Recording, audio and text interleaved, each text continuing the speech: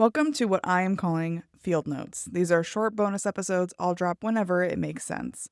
Not every time, but when there's something from the conversation that really connects to what I'm working through in my own business. Think of it as the unpolished side of the growth signal. A quick voice note from me to you, tying the big ideas back to the real world. Because if we're not taking action on what we're learning, then what's the point? What really hit me in this conversation with Drewbie was his whole point about just calling the damn leads. Like, the hardest part isn't the script or the close. It's literally just picking up the phone. And I have to admit that's exactly where I've been with Truvue. Not with cold calling, but with momentum. The product's working, the vision is clear, I know who it's for, and yet I keep catching myself hesitating, wanting one more round of polish, one more round of proof before I really put it out there. And if I'm honest, that's just me hiding. Drewbie said something simple but powerful. The end call button works both ways. Worst case, you hang up. Best case, you open a door that changes everything. And I think that's the reminder I needed, and maybe you did too. The longer I wait, the more doors I don't even knock on. So for me, this week is about dialing. Maybe not literally, but showing up in the messy, imperfect way and trusting I can handle whatever's on the other side.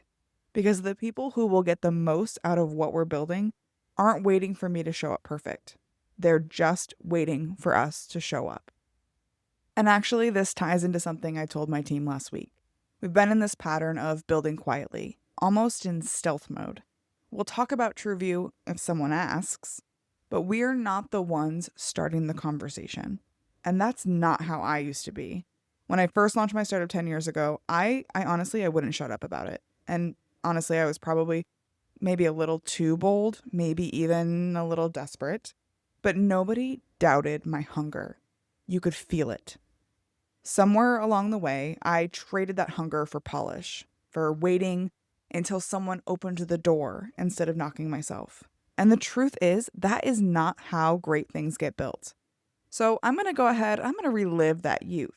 I'm not going to go back to being desperate, but by bringing back that energy, by starting the conversation instead of waiting to be asked, by picking up the phone, so to speak, and calling the damn leads.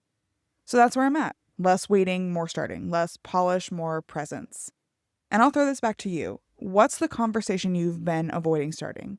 The thing you only bring up if someone else asks instead of leading with it.